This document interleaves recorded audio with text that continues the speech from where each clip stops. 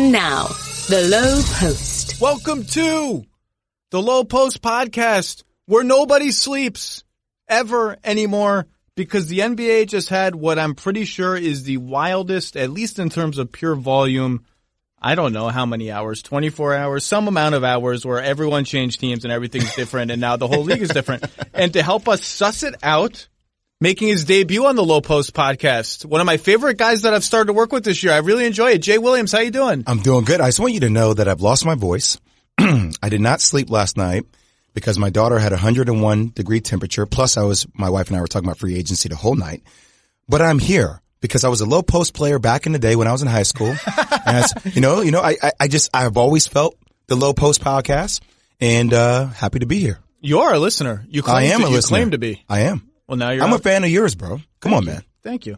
It stinks when the kids have fevers. It's no fun. It's my first child. I have no idea what I'm doing. I'm lost. And you panic, right? You'd be like, 101, that's high. Like, what do I do? And I almost threw her in an ice tub last night. I have no idea what to do. You got to have the spouse that balances you out. Like, yeah. I'm the worrier, and my wife is like, you just go away. You're not helping. Okay. We can't do it. We can't do this now. We can't do it. Kevin Durant, on pace before his Achilles injury to be one of the 10 greatest players in the history of basketball at worst, and maybe the all-time leading scorer in the league, outside shot at that, is now a member of the Brooklyn Nets, which is a basketball team that 7 years ago played in New Jersey and had a mascot that was a fox. Hey, nothing wrong with New Jersey. Nothing wrong with okay? I'm from New Jersey. I taught high school in New Jersey. All right. I'm just saying, I had to take like 2 modes of public transportation to get to their games and cross bodies of water and stuff. Yes. And it was a fox that wore sunglasses, I think. It was a little bit embarrassing. Now they have Kyrie Irving and Kevin Durant. So we all knew they were getting Kyrie,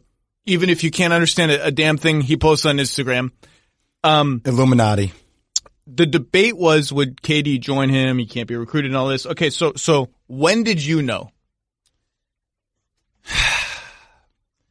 I probably knew a little bit that day, but I ultimately did not know. I went through a series working with Rich. Rich obviously led the charge because Rich Kleiman, who handles everything, is incredible, and he's been on top of everything. And for me, I always left a gap there because I didn't want to know all the information. If I knew all the information, then I would compromise myself here at work. So that was important to me.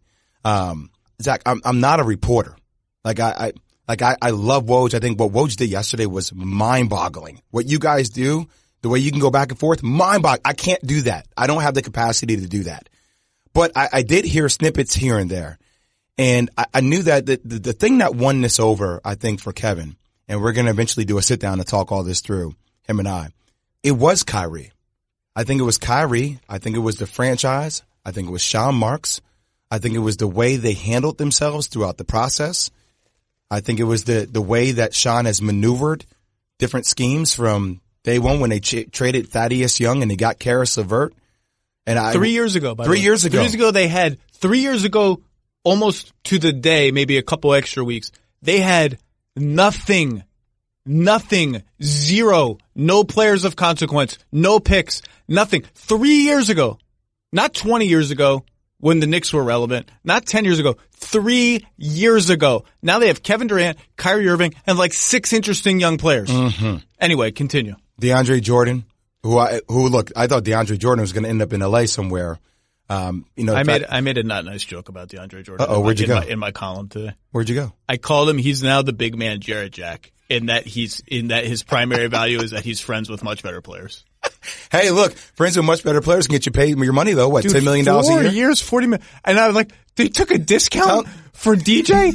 Dude, I almost asked this semi-sincerely. Does Kevin know who Jared Allen is? Oh, yeah, he loves Jared Allen. Because he's better significantly than DeAndre Jordan. But you still need depth at that low post position. Okay. You need, look, you need, I think DJ brings a roughneck kind of mentality to the table for them, like an enforcer. And I think Jared Allen could be an enforcer, but Jared Allen's also still young. We're off track. Yes. We left off with Karis and the impressive maneuvering that Sean has done. He loves Sean Marks. He's loved their facility. I think, and I said this multiple times, Zach, being in the room with him that night after he got hurt, first off, was just a emotional roller coaster.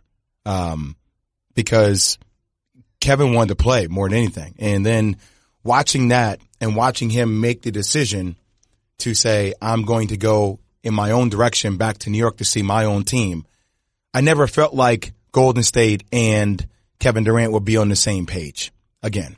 I felt that. I couldn't confirm that. That wasn't something I was going to take. Kevin's his own man, but I felt that. And then just watching the natural progression of things about, expectations weren't set as far as him coming back, his team saying he wanted to come back around Game 5, Game 6. But the pressure. His team meaning Rich. And his doctor. And his doctor saying he wanted to come back around Game 5, Game 6. But ultimately, what Golden State doing. And, a lot of people were saying, and I get into an argument with our guy Schiffman about this all the time. He's like, well, they're setting expectations. It's gamesmanship as far as, is Kevin going to come back Game 1? Is Kevin going to come back Game 2? And realistically, how much gamesmanship is there really in that? Do you see that in terms of confusing the Raptors? Yeah. Are you really confusing the Raptors? I don't think so. Honestly, I don't think so either. I spent a lot of time with the Raptors all year in that series, and I think Nick Nurse is a very chill coach, and I think, look, we're smart enough to have a game plan for Kevin Durant and a game plan for not Kevin Durant. It's like not rocket science. Agreed. So I think expectations weren't set, which I think, look, Kevin is on his phone. Like we're all on our phone. He's a basketball savant. He always is following basketball all the time. Like that's his craft all the time, 24/7, 365. He loves it. Always wondering what's going on.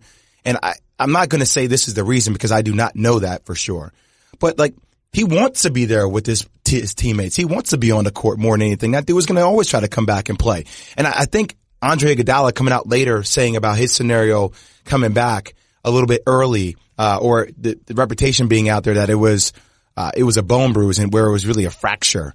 This is, I think, 2 years ago? Yeah. No, the year ago. Andre one? Yeah. Was when he got hurt in the Houston series. In the conference finals.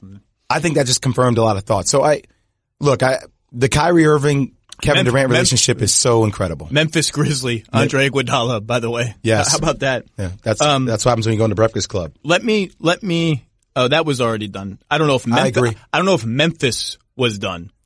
Trading Andre was, I don't know when he went on the show. Trading Andre was something that he knew about, I believe, late last week. I don't know if he knew it was going to be Memphis, but I think he knew something was up. Well, his story is one TBD, right? Yeah. No, it's hard to imagine Jay Crowder, Kyle Korver, and Andre Iguodala are finishing the season as members of the Memphis Grizzlies. Let me ask the question another way. When did you know it was not the Knicks? I never really knew it wasn't the Knicks. Did you ever really know it was not anyone? As far as you're concerned? Okay. No. And I tried to tell people this the other day. I'm like, this guy's still sitting there accessing all this information, still taking it all in. Now, I don't know what conversations Rich had with the Knicks. I don't know. I don't know what conversations he had with anybody. But what I do know is that there were still all the teams on the table and people were asking their opinions on all the teams. So for me, I thought everybody was still on the table. It seemed that way. And look, I think Kevin thought about how would 35 look in a New York Knicks uniform? How would 35 look in a Clippers uniform? Was that with Kawhi? What was going to go down? How would it look to obviously leaving $57 million on the table to go back to Golden State? Would the Golden State Warriors ever really be his team?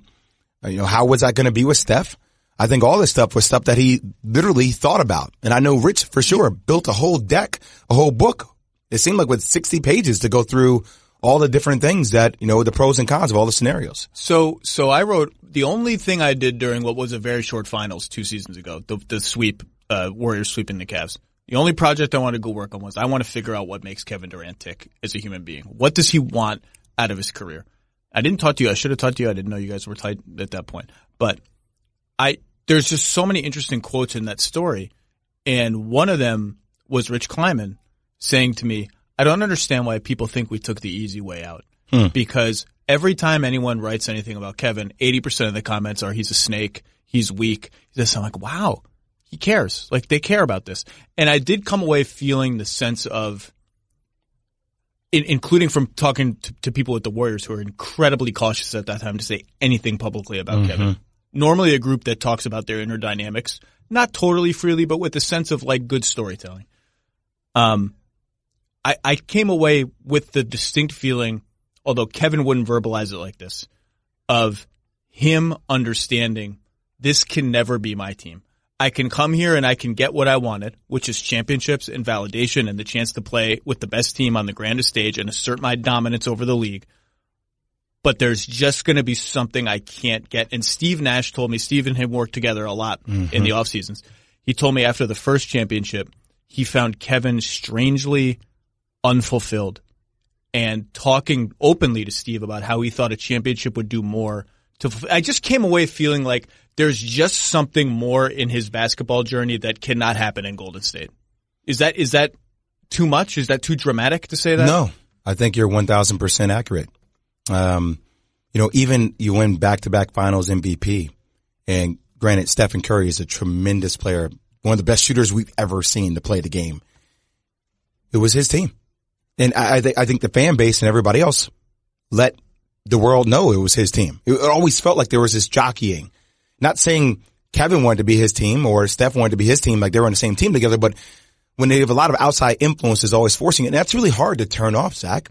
It's hard for us to turn that off as normal people, yet alone every time your name comes up, people are berating you or saying something. Look, I can also tell you this, Zach. I saw so many stories out there that just were false. Really? Straight up false. Like what? So Kevin sold his home in the Bay. Kevin never bought a home in the Bay.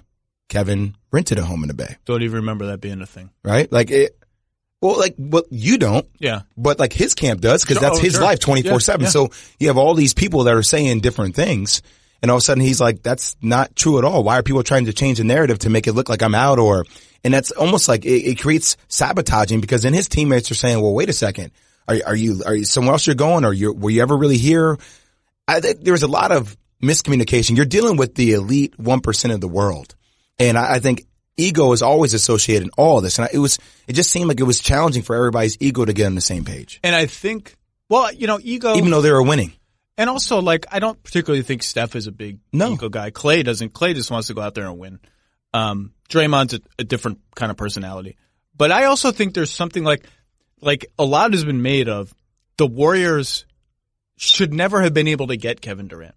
You're not supposed to be able to get 4 top 15 to 20 players on the same team. There was this crazy one-time cap spike where the cap jumps by $25 million, and they get the best player in the world, the second best player in the world. Steve Kerr called him the second best player in the world. You're just not supposed to be able to mix that talent. Are you talking about the Lakers right now with Kawhi potentially? Oh, you're talking about Golden State. Golden State okay. When they got Durant. Oh, I don't pretend to know what the hell is going on with Kawhi. I don't know. Nobody does. I don't know if he knows that free agency is going on. I don't know what he's up to, what he's doing.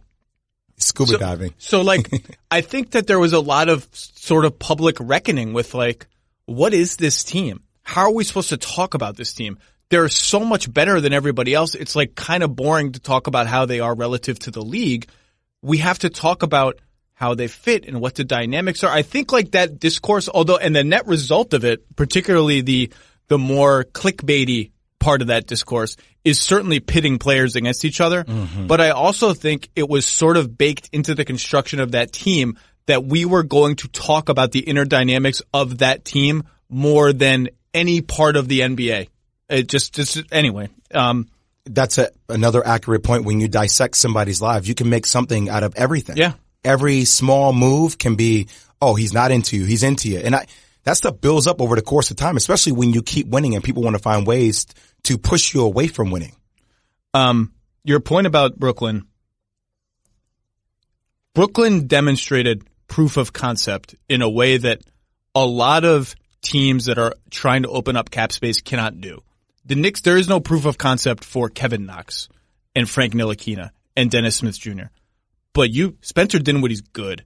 Karis LeVert if you told me Karis LeVert's going to make over under 2.5 All-Star teams in his career, I have to think about that. Mm-hmm. Joe Harris is good. The Lakers, the Clippers, the Warriors, all these teams would kill to have Joe Harris on their team. Taurean Prince is pretty good.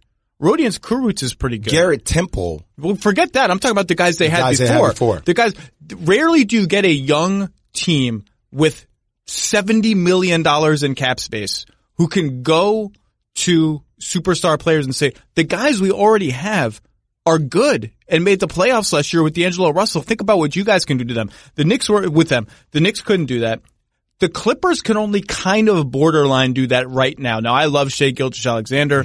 I love some of their other pieces, but they can only kind of do that right now. The Nets, starting from nothing in 3 years, got to a point where they could say, here is a sustainable thing for you guys to come join. Yes. And I would say this, the East just seems like it's up in the air. I mean, would you agree with me on that? I mean, Philly obviously made some monster moves. I think they had an incredible day.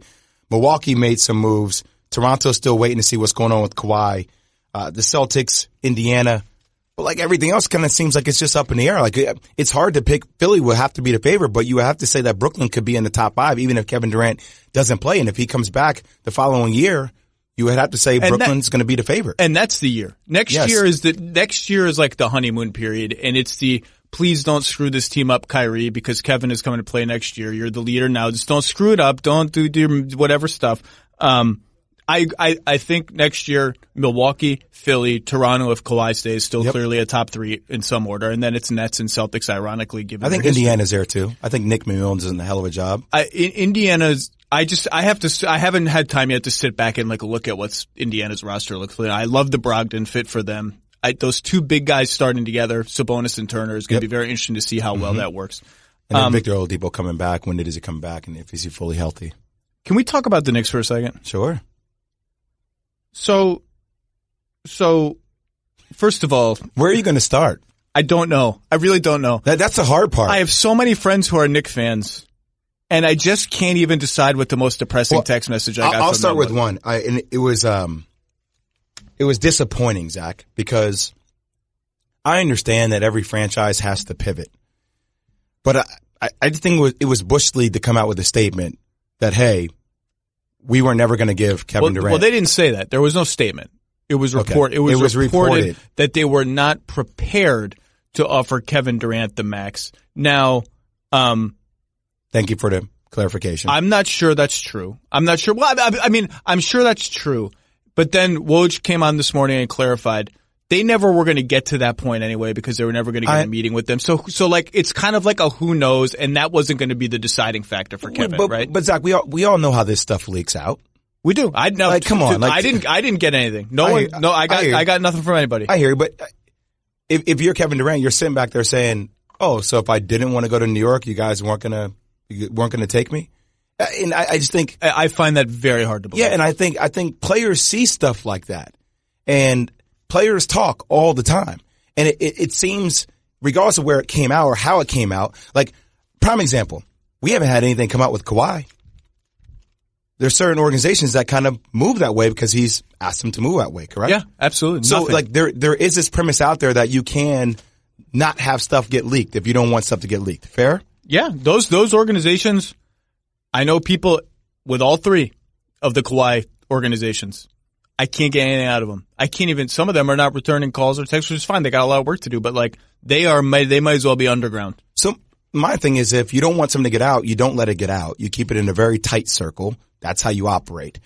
And I think it was disappointing seeing that because actually I came in here today. I have an orange shirt on. I have blue pants because I actually think with some of the pieces, even though everybody else disagrees, like that's how you build a franchise over the course of time. I'm glad you said that because 2 things can be true at the same time. Yes, I agree. 2 things can be true at the same time. Thing number 1, the Knicks are okay.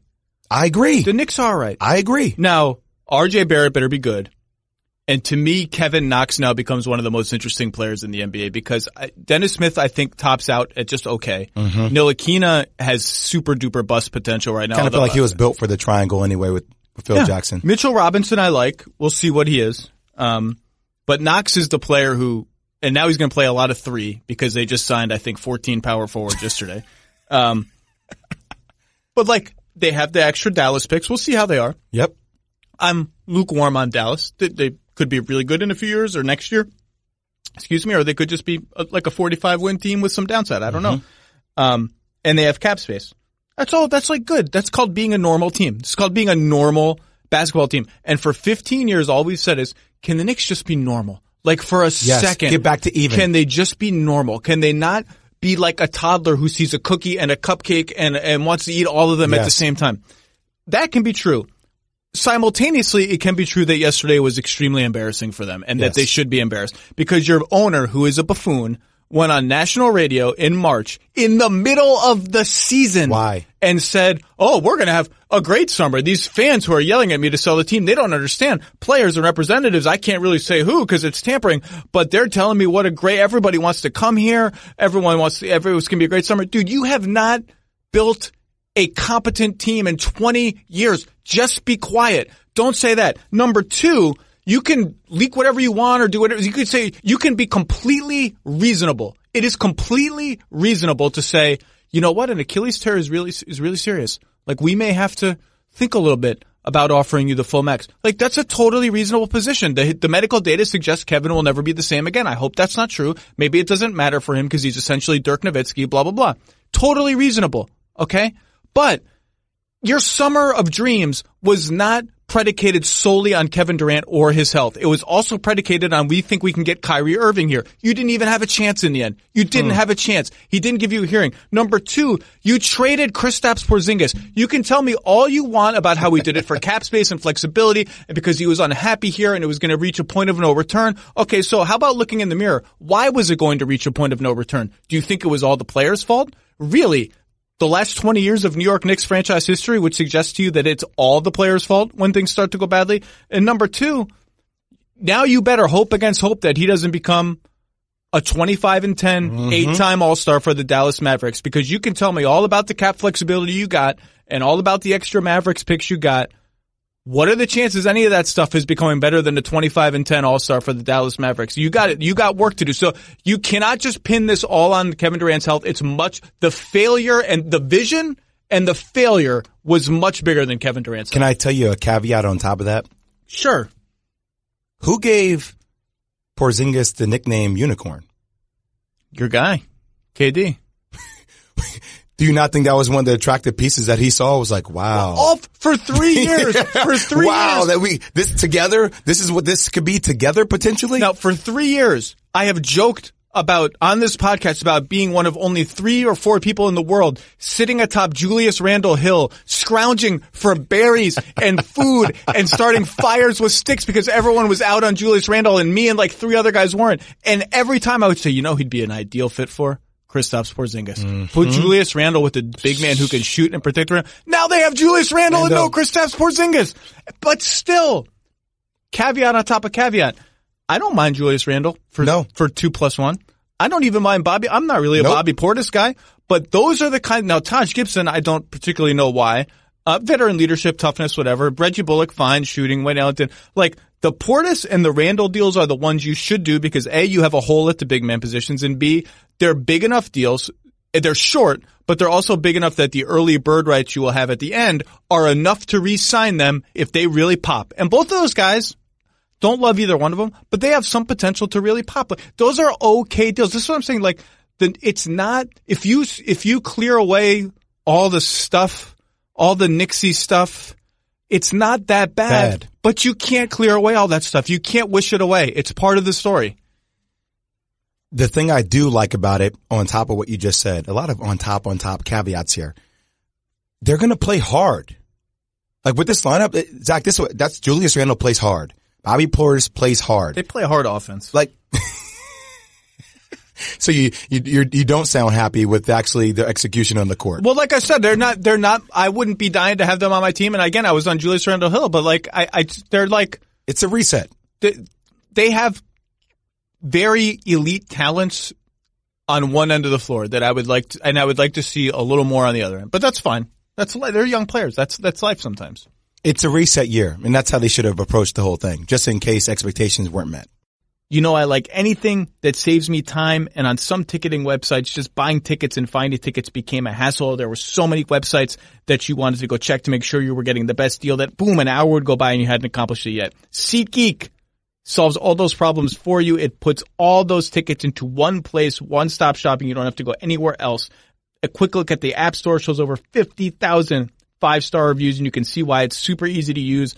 It rates every deal based on price and location. Green dots are good. Red dots are less good. It has an interactive seat map so you can see everywhere where each seat is. It's very easy to use. I've used it before. I've gotten tickets to events. They help me get tickets to Hamilton. It's super easy. It streamlines everything. It should be your one-stop shopping for comedy shows, Broadway shows, sporting events, whatever. It will even give you $10 off your first SeatGeek purchase. All you need to do is download the SeatGeek app. Use promo code LOWE, L-O-W-E, my last name, the name of this podcast. Again, that's promo code LOWE. Bam, $10 off your first purchase with SeatGeek. Have you talked to Kevin since yesterday? I just saw him. Is he excited? He is beyond excited. I literally just came from here. Really? Yeah. From wherever he is? Yeah. It feels like home to him. It feels like home to him.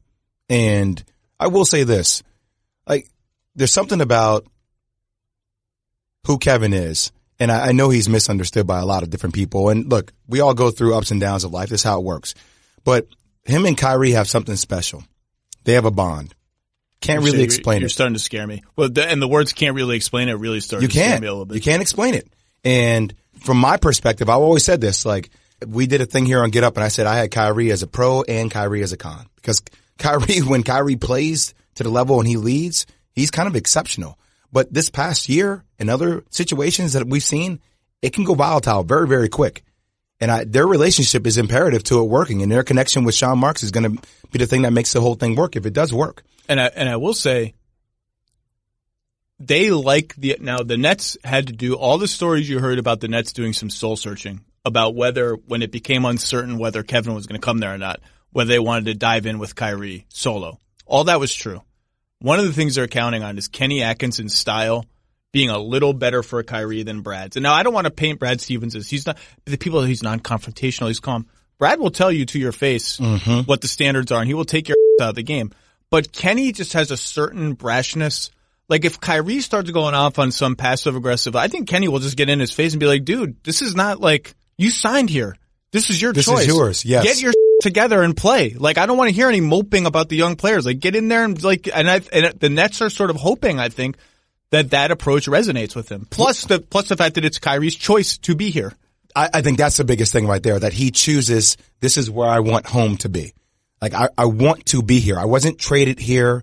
You know, whatever, stuff came up with Brad and with Danny Ainge, and there's so many different stories that came out of Boston this past year about his leadership style. And look, I think some of the onus has to be a little bit on Danny Ainge and Brad Stevens as well, because that's what coaching, that's what managership is.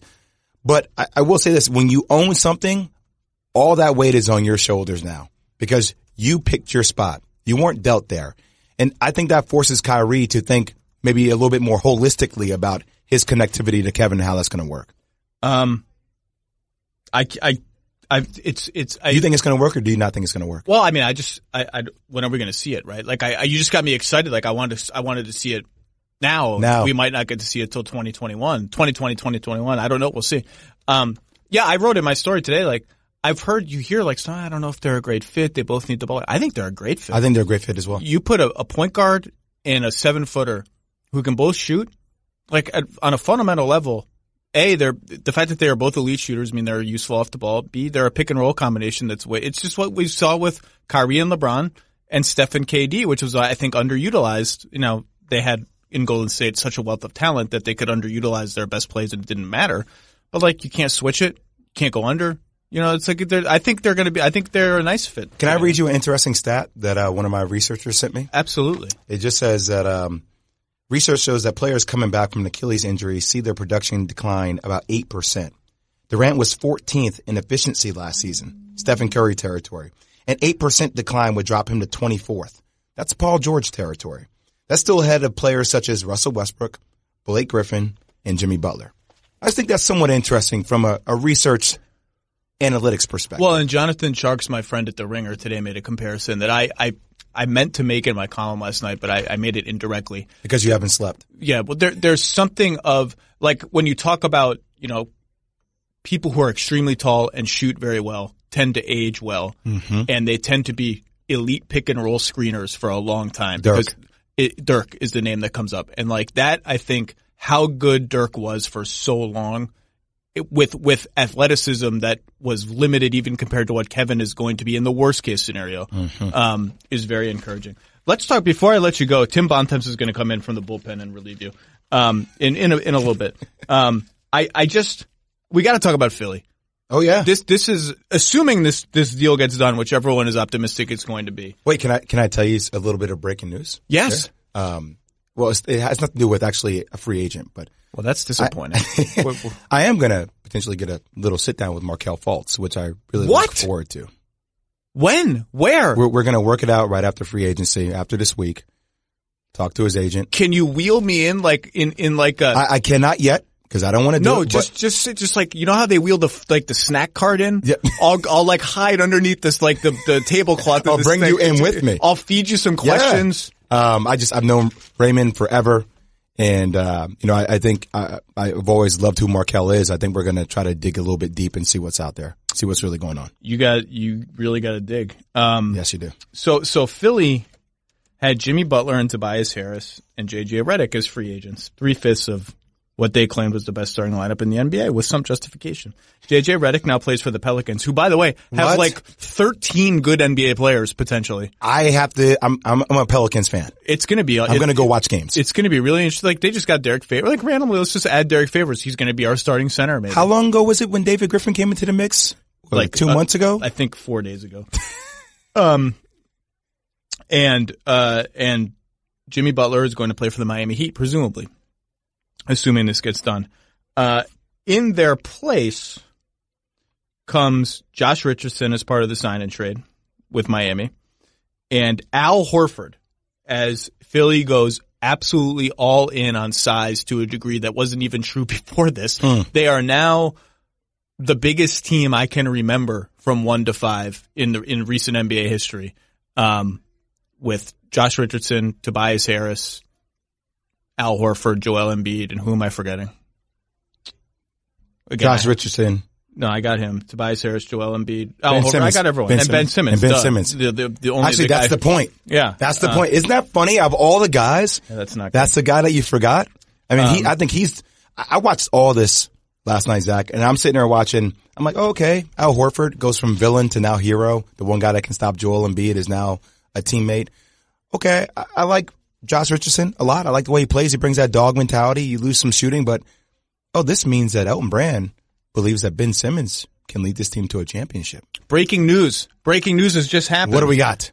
The New York Knicks have signed Elfrid Payton, 2 years, $16 million. Hate the money, but like it. Don't think the player is going to be good. But again, young, 2 years, early bird number. Don't mind it. Go ahead, Knicks. Okay. Al Horford, Ben Simmons, blah, blah, blah. So Al Horford becomes now from villain to hero in Philly. I love when your brain goes different places and you bring it back together. It's incredible. I can't be away from I went to the bathroom without my phone like half an hour ago, and I was like, this is a disaster. I got to pee really fast and get out of here. Every answer, I just got to give context to the viewer. Every answer I'm giving, I'm seeing Zach go down to his phone. I'm seeing him stare. There's a lot of movement going on right now during free agency. Stressful times. Anyway, so continue about this. Didn't you hear me where I said, this means that Ben Simmons is going to lead you to a world championship? That's what you're betting on. Well, it is in the aggregate. I don't mind what Philly did yesterday. If you think of Tobias Harris and Jimmy Butler as almost one big trade, okay? They only traded for Jimmy directly, Covington and Saric. That got them Jimmy. So if you say we traded Covington and Saric for Josh Richardson and the cap flexibility to sign Al Horford, that's fine. Like, you're all in on that. Josh Richardson is really good. He was arguably the Miami's best player. Yep. He's a good 3-point shooter, not a great one, but 39% catch and shoot the last 2 years, which is what he will be shooting, the kind of shot you will be shooting. I just think the most interesting part of the deal is what you just said. When the going got tough in the playoffs, Philly stuck Ben Simmons in the dunker spot under the rim and said, get out of the way. Averaged 13 points in the playoffs. You're not ready for this. Jimmy Butler, you're the point guard. Take us home. Who's your closer now? You're saying that Ben Simmons is going to be the closer. Not only that, who's creating off the dribble? Now, you can tell me they have decent shooting. Horford's a decent shooter. Horford's not like Dirk. People are making Horford's like 36% career on wide open attempts. And his numbers did drop off this year as opposed to the last year. He's fine. Tobias, I think, the other guy that there's more pressure on is Tobias. $109 million is fine. No. There's pressure on Tobias now. Tobias now has to do some of this off the dribble stuff is going to fall to him. Yep. But he's a below average passer, I think, for his his scoring burden, let's say. So and you can tell me like they have better playmaking at the 4 with Horford and this and that. Like I do think that who is creating offense off the dribble is a fair question to add. Now, and you can post Embiid and all this. Like, there are other ways to do it. I get it. They've been doing the other ways to do it for a couple of years now. But I think that's a fair question to ask, and the most interesting one that results from these transactions. I just really worry about, look, I understand defensively they could be a little bit different too. You got Zaire Smith and Matisse Thybulle too. They're going to start 4 dudes who could make an all-defense team. It's ridiculous. Now, that's how they're going to win. Now, Tobias guarding threes more scares me a little bit, but Brett is smart about juggling the matchups. Like, they'll hide Joel Embiid on a bad power forward and let Al guard centers. Like, they'll play around, but the bottom line is Tobias is going to have to guard wings, and that makes me a little bit nervous. Not like huge, because he's big and he can make up for some of his speed with somebody like, but defensively they have a chance to be special. And then I would say this, even Milwaukee, I understand that you're going to sign Chris Middleton. I understand that now you have the Lopez brothers on the same team. You lose Malcolm Brogdon. There's no way they can keep Malcolm Brogdon as well. I mean, there was a way. But it's crazy though that Indiana got Brogdon. And I know you're still not on Indiana yet, but I'm starting to go down the little Indiana. They're going to be okay. They're going to be okay. I know losing Bogdanovich really hurts because I think he's special. And by the way, when we get to the West, Utah. Ooh, oh my God. Big summer for the Jazz. I cannot wait to watch Utah. Quinn Snyder, my boy, he left Duke 1 year before I got there. I'm stoked to see that team. But I think Indiana's going to be okay. I mean, I like Malcolm Brogdon, but they can get Victor Oladipo back. I like Sabonis. I like Turner. I like their style. Losing Thaddeus Young hurts, but they'll be okay. You're not excited. No, I am excited. I like Indiana. I liked Indiana. They got T.J. Warren, Jeremy Lamb. You have pieces. Jeremy Lamb was a really good signing for them for I think 10 a year. Yeah, something like that. It's great value. T.J. Warren they stole. Like they're going to be draft. Yep. But we were talking about Philly. How do you read that on your notebook? It's my writing. Oh my good, Zach. What is that? You can read your writing. I can read my writing. Look how legible this is. Well, look, good for you. Congratulations. You get a freaking A in penmanship. I don't. My wife does laugh at me because when we write, like after I write thank you cards, I really take my time. And she's like, that's the best you can do? Like you actually try? So your wife confirms the same thought I have. Oh no, it's like my put in an effort handwriting is embarrassing. This is my I'm just writing stuff down real fast so I could, but when I sit down, I'm like, I'm really taking my time. I have a firm grip on the pen. I want this mother of this child whose birthday party I'm going to be able to read this card. I know because you got a little bit defensive very quickly about it. It's an ongoing issue. Okay. All right. So Philly has some depth to sort out. I do love Al is backup 5 now because of the way they stagger their minutes. All those minutes where they just got destroyed when Embiid was on the bench are now going to be Al Horford at the 5 minutes, which is a huge upgrade. But offensively, I think, look, on raw talent, they're going to be, I don't know where they ranked offensively this year. I think 11th. On raw talent, they should be around there. But in the playoffs, when things get hard, I'm curious to see how they're going to create offense. But that said, there is value. I think they proved it this year in just being huge and physical and a giant pain in the ass to play against because Toronto wanted no part of those dudes. Kawhi Leonard goes back to Toronto. They're the favorite in the East, correct? Yeah, you have to give them that the favorite. But I think Kawhi does not go back, Philly or Milwaukee. I still like Milwaukee. I want to say Milwaukee because I feel like I'm a broken record from a year ago. I understand how Milwaukee is going to play. Yes. They have a model that works, but they can dismiss Brogdon if they want. It's we can make up for Brogdon's production. George Hill was great in the playoffs. Giannis will get better, blah, blah, blah. Brogdon was at times their second best player in the Eastern Conference Finals. Are we going to see Eric Bledsoe? I was texting someone in the league today about this. How much they're going to miss Brogdon or not, the Bucks. And I said, the first thing we have to figure out is Eric Bledsoe just going to become a sub-replacement level player in the playoffs every year? Because if that's the case, they're going to miss Malcolm Brogdon a lot. Was it $70 million that he signed for? Eric Bledsoe, 4 years, $70 million. $70 million. He's getting paid less than Malcolm Brogdon, which I think is a great job by Malcolm Brogdon's agents. Agreed. Turning down, unclear if it was offered or not, but the the Josh Richardson $12 million a year kind of extension at the beginning of the season, and they got 20. But I got to be frank with you. It was hard. And I love Eric Bledsoe. But I've known him since he was a freshman at Kentucky before he left. It was hard watching him play in the playoffs. I struggled for him. You ever watch those movies where you get really nervous for somebody because you know something bad is going to happen? I felt that way watching EB play in the playoffs. And that's but I do think Dante DiVincenzo, if he can come back off that injury from last year, that's a talented kid too. That may be able to relieve some of that to a degree. Fair. I mean, they liked him in the draft. Talented kid. They have other guys like DJ Wilson fell out of their playoff rotation. Yeah, I thought he had a very nice regular season for them. But there's something about the raw talent and physicality and size of the Sixers that I think translates better to a slow down playoff game than what the Bucks have. Like if the Bucks and the Sixers had played this year, I think I might have given a teensy edge to the Sixers in that series to wear them down by the end. So the shift is here. We went from the space and place, like right? No, I didn't say that. Pace and space. Sorry, it's been a long night. Pace and space. It's been a long night. 3-point shooting to now we're reverting back to old school basketball. Zach? Maybe. It just depends on your talent, right? I mean, they're going all in on that kind of talent, and they have shooting. And it's interesting though, like the pace part of it. Ben Simmons wants to play at one pace, and Joel Embiid wants to play at another pace. Agreed. And there are ways to balance that out, right? Like Ben can be opportunistic and Joel can trail for threes and this and that, but like that's a fundamental dichotomy of their team that is going to be unresolved for as long as those guys play together. I just want Al Horford to trail for threes. I'm kind of tired of Joel Embiid trailing for threes. He has taken lots of threes. Threes. Well, okay, let's be frank. Joel Embiid, for them to reach the next level, Joel Embiid has to get in shape. He has to get in shape.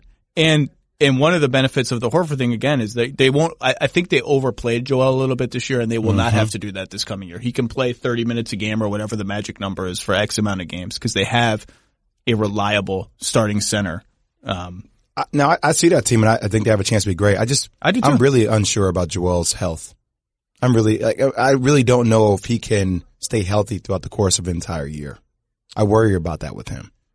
Talent speaks for itself, but I think everybody does. I mean, they just remain endlessly fascinating. They can't stay uninteresting for more than a month. They break up their team. They have some sort of scandal. They have a guy you're going to sit down with who forgot how to shoot and may or may not play for the Magic next year. I mean, I saw John Hammond, I think, had some quote about how we're not sure when he's going to play again. I'm like, all right. But his body fat is great. That's what the rest of the quote said. Is that what it was? Yeah, his body fat I didn't get to the tremendous. Body fat. Yeah. He lost you at he looks great. He lost me at we're not sure when he's going to play. Like, if he's going to be a male model, that's awesome that his body fat looks great. He's a basketball player.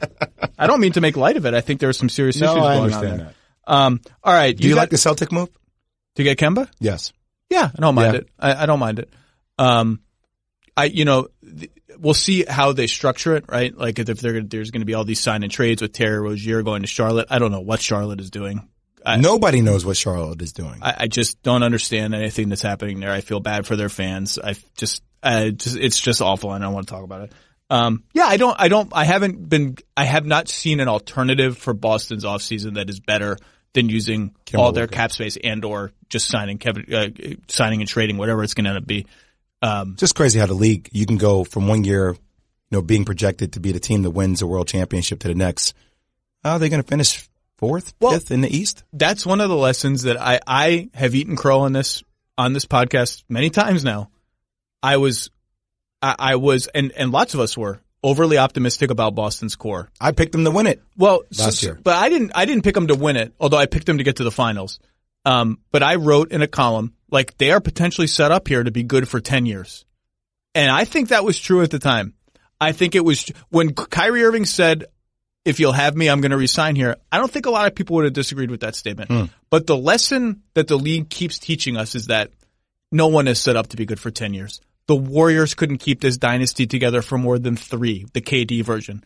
These teams just have a really short shelf life, and it's hard to keep a bunch of great players together. It's hard to stay healthy. It's hard to nothing remains stable anymore for that long. And that's like, I mean, D'Angelo Russell is on the Warriors now. Like, Andre Iguodala's gone. Kevin Durant's gone. And like, this is just sort of what the Warriors look like. It's a very strange world. Like that. The Warriors went from no one is going to challenge this team until they're all 34 years old, unless they have to trade one of these guys because of the luxury tax to, D'Angelo Russell's on their team. What's happening? Are they 5th in the West, 7th, 4th? Like, it's just I don't even know who else is on their team because it doesn't look like Kevon Looney's going to stay there. Well, they've got some issues to sort out with the hard cap and all this stuff. And Woj just reported now that they gave up a first round pick to Brooklyn in what appears to be, according to Woj's reporting, a double sign and trade with KD and D'Lo being signed and traded for each other. And they gave up a first round pick to dump Andre Iguodala on the Grizzlies, which, by the way, where were the Knicks on that? Yeah. It's a good pick that they gave up too. 2024, like, who knows how the Warriors are going to be in 2024. So 2 first round picks out the door to get D'Angelo Russell on your team. That's an interesting. I'm going to write a little bit about the Warriors. That's an interesting move. Why don't you go get ready for Get Up? You got to go get ready for Get Up. Tim Bontemps is going to come in here in a second, and we're going to talk about, I guess, the Blazers and the Heat and whatever the hell else is going on. Jay, well, anything else you want to say about KD? Anything you didn't think we covered about yesterday or about his priorities or anything like that? Always more to come, Zach. Always more. That means I have to come back on the podcast. You do? That's well, I'm honestly, I'm thrilled to have you on. Positioning. I was telling Bill Duffy, who we both know, I was like, Jay Will is really good at this, and That's my guy. Super fun to work with him. So I'm really, thank you for making a little time. I know we're all busy. You got it. Thank you. Visit ebay.com/ESPN to see a long list of amazing one-of-a-kind experiences like this one. The NBA experience at Disney Springs, a dream come true for any NBA fan anywhere, and especially for Low Post listeners. All proceeds benefit the V Foundation for Cancer Research, and like the great Jimmy V once said, we'll never give up in the fight against cancer. Relieving Jay Williams, like, who's your relief pitcher, like, doppelganger? Rob Nen? I have no Rob idea. Nen? Sure. John Franco? Are you lefty or righty? John, I'm not a lefty, but as a family of Met fans, John Franco is as good a choice as any. I couldn't stand watching John Franco. It made me break out. I didn't have any strong opinions on him either way. I have a John Franco signed ball at home somewhere. I didn't trust him. Yeah. Didn't trust him. Tim Bontemps, how are you? I'm good. I was on my debut appearance on the Low Post was 3 years and 363 days ago.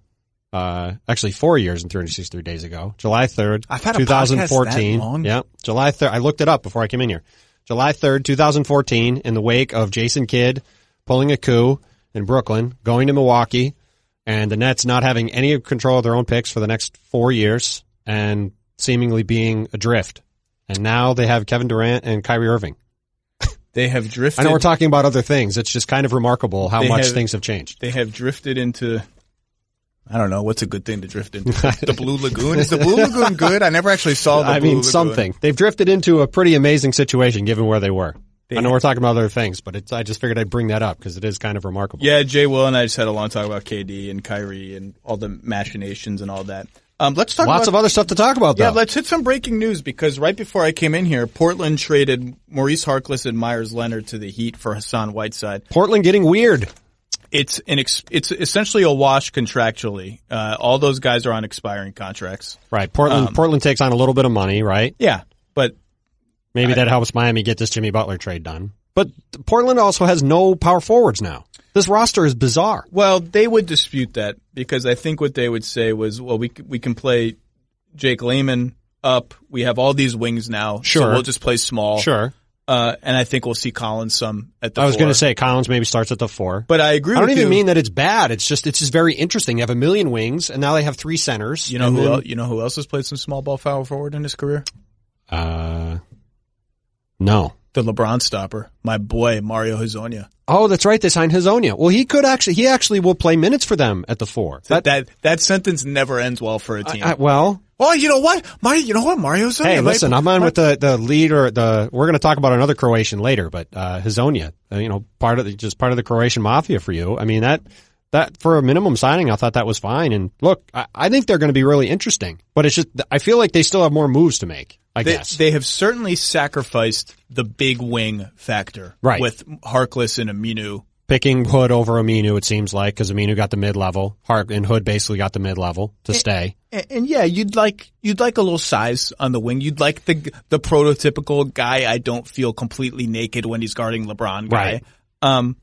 But every year Portland gets to the playoffs, And every year Aminu and Harkless miss shots. Right. And every year nobody guards them. And every year Portland has to be like, we just got to take them out of the game. We got to go smaller. We got to put Hood in. We got to put Seth Curry in. Well, and to be fair, how many times have we said, are the Blazers just going to run it back with the same thing, right? Over and over and over again. Well, this is not the same thing. This is very different. I would imagine Anthony Simons might get a chance to play. They love Anthony Simons. They like him a lot. Maybe Nasir Little, their rookie out of UNC, gets a chance to play. Ken Bazemore, they're loaded with wings. Right, that's right. They have Bazemore, who's another wing. I mean, they can play a lot of wings. It's just, they're going to be really interesting. And Whiteside... Didn't they want to go after Whiteside when he signed that contract in 2016? This is all everything Portland is doing is an exchange of 2016 right, exchange of 2016 contracts. Evan Turner out, Kent Bazemore in, Alan Crabb out, Hassan Whiteside, Myers Leonard, Mo Harkless. It's all, so Hassan Whiteside was the number one target. Right. And maybe Dwight Howard, I can't remember. They wanted a center. They were going after Parsons and Dwight and Whiteside. And now they have Whiteside in the last year of his deal. And look, Whiteside is not as good as his numbers. No. He chases every potential block shot like a cat chasing birds. Right. And leaves the defensive glass, unpatrolled. He's gonna sulk. He wants to shoot jumpers, all this, but if Enes Kanter can hold the fort for them, Hassan Whiteside can hold the fort for them. Sure. He can play Terry Stott's defensive scheme. Right. That's usually pretty conservative, which should help. Right. Doesn't have to move around too much, which will help him. If you put him with guards who can break down the defense, he'll get a lot of offensive rebounds and lobs and putbacks. Going to say Dame Lillard and CJ McCollum running some pick and rolls with him rolling to the rim. If he's willing to roll to the rim, should be a pretty nice setup. One thing that would serve him well is to actually set screens. Yeah. Like underrated Yusuf Nurkic thing is the dude will level you with picks. And Hassan is huge. If he'll set a screen, he can level a guy. Hassan Whiteside don't want to level people. He's got to start leveling people. That's right. They need that daylight to function. That's right. So look, I don't love Hassan Whiteside. I can talk myself into this for Portland. I don't especially with Nurkic hurt. I mean, this gives them a lot of insurance. We don't know when Nurkic is going to be healthy, right? Now they have a large expiring. Say Nurkic comes back in, December, January, then maybe they can flip Whiteside for something else, right? Somebody has a longer term deal they want to get off of, or if they want to get a 4. Does it rhyme with Blevin Cove? Yeah, well, I mean, Kevin would be an interesting fit there, right? Look, it gives them options. So I like it. I like it for them. I think it's an interesting move.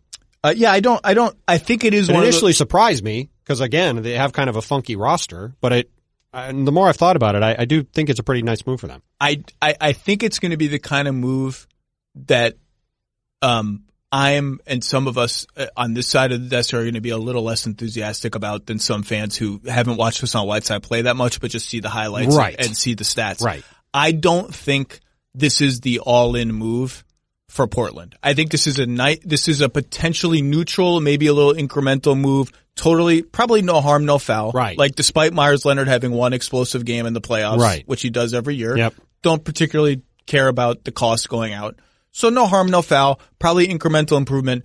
I don't think this is like Portland's entering the arms race with Utah and the Lakers and whoever gets Kawhi and this, that, and the other thing. But if this becomes Kevin Love in February, say, and that's just total speculation, but like if they could turn him into the kind of piece they don't have right now with a pick or something, right? They have a bunch of young guys. Like then, all right, maybe then that is where they get to. Because I'm with you. I think if they really, and we're going to get into it, I think the West is obviously wide open. Woo. As long as Kawhi, even if Kawhi goes to the Lakers, maybe, but especially if he doesn't. And they've got to feel like they got a shot. And, this could be an incremental move that gets them somewhere else if something else down the line pops up. Now, if Kawhi goes to the Lakers, I think we'd see Rondo back. I think you'd see KCP back. Well, they just signed. Well, you think KCP is only going to get the minimum? I guess maybe. Room exception. Yeah, that's true. But they also need a center. They need. Well, they need everything. 9 other players. I was going to say it appears like they might have. I saw somewhere earlier that it sounded like Troy Daniels might sign with them. That was them. I got a tweet alert about that, and I just haven't looked at it because I'm trying to be a diligent. I don't know if it's official or not, but that would be the kind of move that would make a lot of sense for them to get him on a minimum, a really good shooter. Like they need as much shooting as they can. They just need guys who will play. So a minimum deal for him would make a lot of sense. But depth aside, if you have LeBron and Kawhi and AD, you have 3 of the best 6 players in the league. It's pretty you good. are going to inflict a world of hurt on the rest of the NBA. You're going to be pretty damn good. I don't care if you have to play 6 minutes a game, Tim. You're pretty tall. You can. I could at least get in the way. People out. That's right. I could at least throw my body around and get in the way. But Portland is. I mean, you just named like if Simons and Little are going to play. I mean, Layman started for them for part of last season. He very well might be starting at the 4 for them right now. Like they don't start Zach Collins. They're super deep, and the playoffs are different than the regular season. But part of what you want to do in the regular season is not overtax any of your players, so that when you get to the playoffs, everyone feels as good as you can feel in game 95 of the season. Well, and that was the big thing about getting Rodney Hood back, right? Because in theory, he gives them that other score that they need. So they don't have to necessarily ride Dame and CJ all the time as hard as possible. Because if Rodney Hood's giving you 15 points a game as your third scorer and your first scorer off the bench, all right, then maybe you can pull back the reins on those guys a little bit and help have them be as fresh as possible so they're not in the playoffs looking completely gassed in the Western Conference Finals like they did at times this year.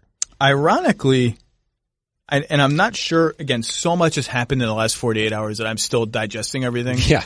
You mean like half the league signing in 12 hours is not a lot? It was a lot. I mean, it was a lot.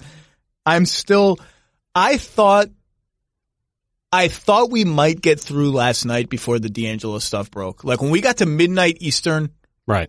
I thought, okay, whew. Right. Maybe now we'll get a chance to catch our breath till the morning. Nope. Definitely not. Definitely not. Ironically, and again, for reasons I'm not quite sure I make any sense, the power forward vacuum that I'm more nervous about is Utah. Yeah. More nervous than Portland. I love what Utah's done. So their starting line is going to be Conley, Mitchell, Ingles, Bogdanovic, Gobert. Yep. Off the bench, Royce O'Neal and Dante Exum at the wing. Ed Davis is a backup center. Yep. I'm sure I'm forgetting. That's their main 8 guys. Niang will get some time as a backup 4. He can shoot a little bit. Yeah. And I'm going to look up their roster now because I think they're going to waive Neto. I think that was just reported. Right. To get under to make the Conley deal happen. Yeah. To get whatever they do. Mm-hmm. So I'm going to look up who else they have now because I'm sure we're forgetting someone. I mean that's to vamp for you a bit though. I mean they are a little small on the wing. If you're playing Boyan and Joe Ingles essentially as your 3-4, you are a little light in the pants there at power forward. But if you look around the league, how many teams are really playing a huge guy at that spot? Not that many teams, right? And when you do have Rudy Gobert at the rim, you can probably sacrifice a little bit of size knowing that you've got this Goliath at the rim to kind of clean things up. And I'm sure that's what Utah is thinking because, again, we watched the last 2 years. Utah got in the playoffs and their offense really kind of got stuck in the mud. And it was Donovan Mitchell running into a wall, and they didn't have enough scorers around him and guys who could make plays. Now you add Mike Conley, you add Bojan Bogdanovic, 2 really good shooters, 2 guys who can put the ball on the floor and make a play. You can run a pick and roll with all 4 of those guys now. They just have a ton of options. They're going to be a very dynamic offensive team. I do think there's something in the playoffs of like Ingles' limitations are a little more pronounced in the playoffs. Royce O'Neal's limitations are a little more pronounced in the playoffs. Yep. Even Gobert's, I think, are a little bit more pronounced in the playoffs. So there's something. I'm high on Utah. I do think they have a chance to make the finals. I think they've gotten themselves in that conversation. They're 100% in the mix to be the best team in the West for sure. I'm like 5 to 10% lower on them than people seem to be. There's just a little element of athleticism and just kind of like juice and size, just like a little like power and athleticism. There's like a little element of that's missing for me. You'd feel a lot better about that team if they had Jay Crowder still, right? Or just one more guy like that. Just another guy at another 4 they could plug in there that feels like a 4 size. Maybe even bigger than Jay Crowder. Like Nikola Mirotic. Well, yeah, but by the way, so much stuff happened that Darren Collison retired to be a Jehovah's Witness and Nikola Mirotic went to Europe. I know. Which, by the way, I heard his wife wanted to go back to Europe. Right. Look, I don't know what the money difference is, but they take care of your taxes and they take care of your housing. Living in Barcelona, you get to live in Barcelona and eat tapas on the beach and drink wine. My wife, if she gets wind of that, she's going to be like, you'll be going to write for whatever is Marca, the one in Barcelona. I have no idea. AS is the Madrid site. Maybe she doesn't listen to this podcast, so she's not going to get wind of this.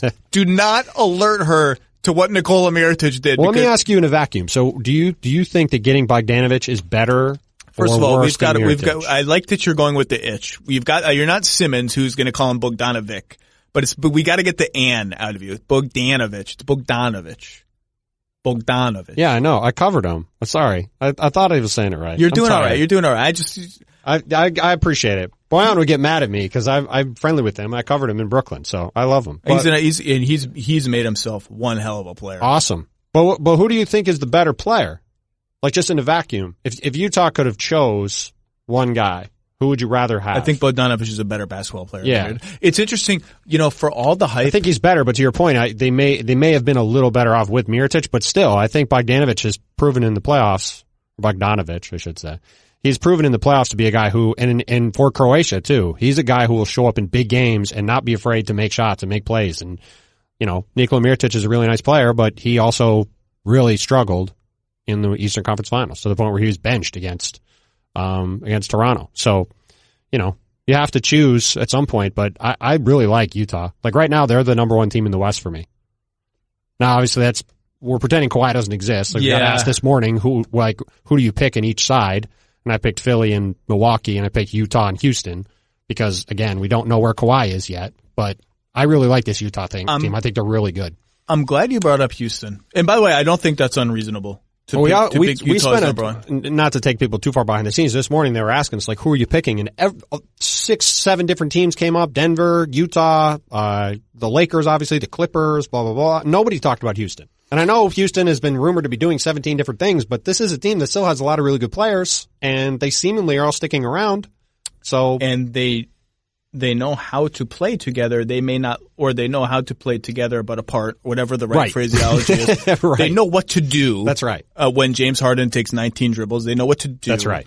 Of all these teams, they don't have to figure anything out, at least as of now. Now, maybe they change things, but as of now, they're filling in the gaps. They've signed Austin Rivers. They brought Daniel House back. They seem to be bringing the band back. And I think we've seen in the past continuity tends to work out well for teams. I agree they're being totally overlooked. Like there's no reason that they shouldn't be in the handful of top 3 or 4 teams in the West when you're talking about this conversation. But Utah's in there. Denver, I think the Murray. Were you a little surprised that they got that done immediately? Just because of how much cap space it eats up next summer? I think they've just decided next summer's class stinks. We're not going to get people here. Right. Millsap is going to go probably after this year, so that is a slot that will open up. But I was surprised at the number. To me, to come out of the gate and give Jamal Murray the max is a whoa moment. Because I think Jamal Murray's good. But Jamal Murray, he hasn't made an all-star team yet. He's been inconsistent. He's like 22. No. I'm not knocking him. I think he's really, really good. And like to me, if Denver is going to be a team that makes the NBA Finals, in my opinion, he needs to become their best player. And I think he's capable of becoming their best player. But he has to take, to me, another step or two to get there. So it's interesting they come out and give him, like, to give him a 5-year max is a pretty huge statement of like, hey, we believe you can be this kind of player. I don't know if that's what you were getting to, but that was what it said to me. Well, and clearly I think Denver has tried to create value by doing right by its players. Yep. To the point that they wouldn't trade Jameer Nelson to a crappy team. That's right. And things like that. And they're setting a signal here. We believe in you. You're one of us. The market's going to see that. But that's one where I think, there are max play, like Jamal Murray right now is not someone you look at on their rookie deal and be like, oh, it's a max. So it's a 601 PM max. Like that's a one. People thought that about Ben Simmons. People weren't talking about that with Jamal Murray. Well, I think that's going to happen. I think the Ben Simmons one is more about the all NBA language. But I'm agreeing with you. What I'm saying is people, if you would have said what player from the 2015 draft class was going to sign, or 16 draft class was going to sign a max contract extension on July 1st, you would have said Ben Simmons. You wouldn't have thought Jamal Murray was going to be that guy. It's just very fascinating that they did it. That's one where if you tell me, you know what, we're going to take this to restricted free agency next summer, see how it goes. Right. Take advantage of your cap hold that's $10 to $12 million or whatever it is, smaller than this extension. And maybe try to get you back below the max. Like that's one I can live with that. Like Jamal Murray hasn't earned the status of I have to do everything I can to please him. He's my franchise player. Nikola Jokic is the franchise player. They already took care of him. But they're going to be good next year. They're super high on Porter. and what he can do. I think a Juancho resurrection after what was a lost season for him. A lot of people are talking about Zion Williamson versus R.J. Barrett on Friday, but I'm pretty confident a ton of NBA people are going to be as or more interested in the game, I think, before that, which is Nuggets-Lakers, but it should be Michael Porter's professional debut, and I'm very, very curious to see what that guy looks like after basically 2 years not playing. Everything I've heard is he's going to have to play next year. He's going to play himself onto the floor, and we have to construct our team knowing that this guy is too talented to not be on the floor in our regular rotation. And that's look, to go back to your point about Millsap, right? He's going to be a 4 like that. That sets up nicely. If he can step in a year and be their 4, then that, allows him to shift things around a little bit. They're my dream Bradley Beal team. If Bradley Beal ever became available, Beal on that team would be pretty you amazing. could throw Gary Harris and some stuff, man, and not Jamal Murray and get Bradley Beal. But Bradley Beal, no one thinks he's on the market right now. That would be pretty amazing. Give me 1 minute. Give me Tim Bontemps 1 minute on the Sixers because I just think they had the most interesting day yesterday, and I talked about them a little bit, but I'm interested to hear your take. I'm going in cold. I don't know what you think. What do you think? I think that, like the Celtics, if you were going to not keep everybody, they did about as well as they possibly could to come out of this with, assuming this trade happens, which, it's going to take some maneuvering, but I think they'll get it done. Motivated parties tend to find a way. They'll figure out a way to get it done. But, getting Al Horford and Josh Richardson is a really interesting move for them. There was talk that they did really like Horford. Obviously, they've seen him a lot in the playoffs. It allows them to not have to play Joel Embiid as much. They can have both him and Al maybe both play 60 games. Which could help them both in the playoffs, right? They have Mike Scott and Tobias Harris who could play up. They have all this size everywhere, but 2 questions. 1, they don't have enough shooting, just like they didn't last year. They're kind of in a similar boat, and they've lost J.J. Redick now. So they have to try to make up for that. Who felt essential to their ecosystem. That's right. On offense. They would 2-man game with Embiid. And they ran a ton of plays for him late in games, even with Jimmy Butler. Brett Brown would run plays for J.J. Redick late, right? Then now they don't have that. So how are they going to solve that? And the other thing, which I was talking to a scout about last night in the wake of these moves, the first thing, called a scout, the first thing they said was, who is their closer? Yeah. They traded for Jimmy Butler to be their closer. In the playoffs, he was going toe-to-toe with Kawhi Leonard and was, playing as well against him as anybody in the league, right? Now he's not there. Who is going to be doing that? Is it Tobias Harris? Is it Josh Richardson? Are they somehow running stuff for Embiid? Is Ben Simmons taking a leap? Like, who is going to be? Al Horford is not that kind of player, as great as he is. That's not his thing. So that, to me, is a huge question for that group, is who is going to be that guy? Because that was why they went and got Jimmy Butler in the first place, and now they're back to where they were before that, where they don't necessarily have that guy in the roster. And I think Josh Richardson was, and I love Josh Richardson. I have a Miami Vice T-shirt with Josh Richardson's name on the back of it that is now going to be an antique. I do think he was proven to be over his head as the number 1 option off the dribble, right? Or a facsimile of it, right? And eventually, Justice Winslow became the point guard of that team, and he was shifted into a different kind of role. He'll be really nice for them guarding point guard, which is something they struggled with a lot last year, right? When they would go up against Kyrie or some of these guys, they'd be getting roasted because they never really could stick with them. Well, Josh Richardson's going to do that just fine. So that is going to be a really nice fix. It's a great point. Everyone ate them up until the playoffs when they tightened up a little bit. And the backup center thing was a problem for them too. And now they've got Al Horford and Joel Embiid. And the way Brett Brown structures his minutes, those 2 guys probably won't share the court a lot. And you can have one of them out there almost all the time, which is pretty terrifying for other teams. But again, it just comes back to, when they get in the final 6 minutes of a game against a really good team, who's going to have the ball? That, to me, is the biggest question with them, and I'm not sure how they're going to answer it. And in some ways, it's sort of fun in that, they get to be a little less predictable, and try some stuff, which is nice. But you do have to have a fail-safe. And rarely is the fail-safe a back-to-the-basket center. Right. It's very hard. So I think the pressure goes on Tobias Harris. Tobias Harris was going to be the overpaid 4th or 5th option. Yep.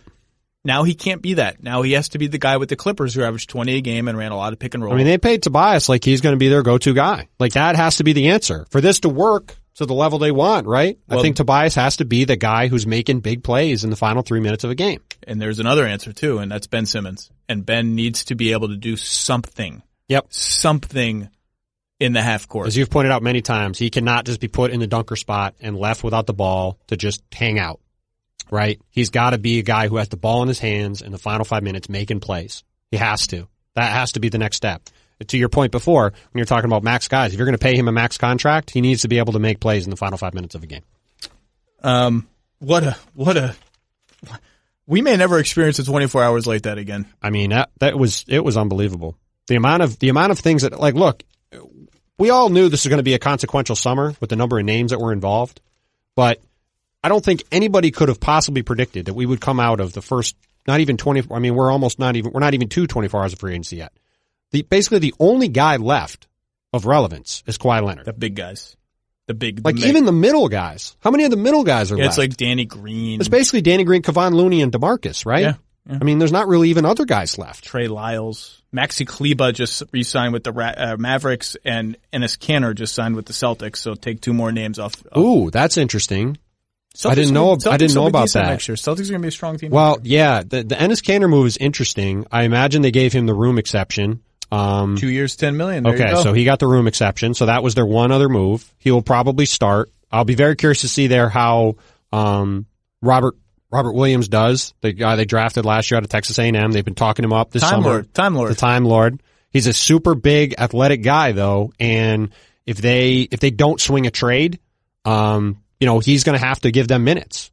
And he gives them an element they haven't had, which is a real role guy. Like he's been compared to Clint Capella coming out into the draft. Like if he could become that kind of player down the road, they'd be thrilled. But even if he's just a, guy who can crash at the rim and block some shots, it'd be something. But, yeah, I mean, Enes Kanter, Gordon Hayward, Jason Tatum, Jaylen Brown, and Kemba Walker's a pretty damn good offensive 5. Yeah, it's going to be interesting. Well, now we just wait on the finals, the 2-time finals MVP. You got a prediction? Oh, hell no.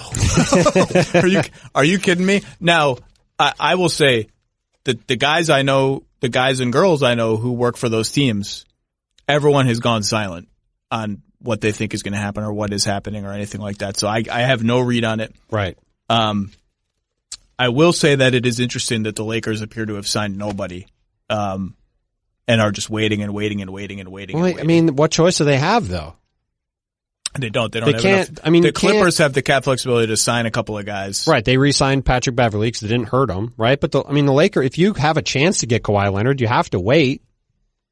And if you don't get him, I imagine they'll sign DeMarcus, and then I don't know what else they'll do.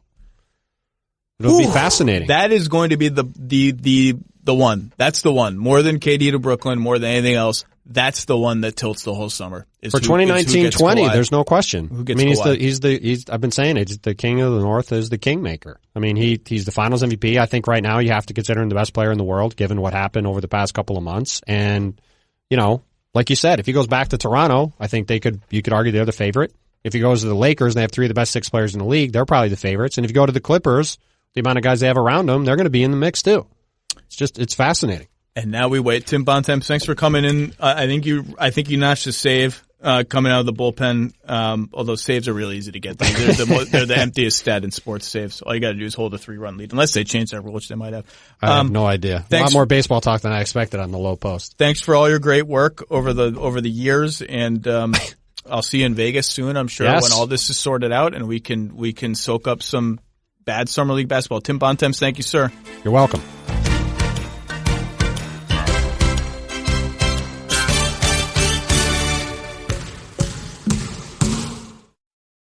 If you want more reaction to a wild beginning in NBA free agency, you're in luck because my buddy Brian Windhorst, Windy, the greatest Rob Pelinka impressionist on TV, and several other of ESPN's top insiders are releasing another episode of the Hoop Collective podcast later today, which you can find on your favorite podcast player. The Low Post is presented by Goodyear. Discover the possibilities. Goodyear, more driven.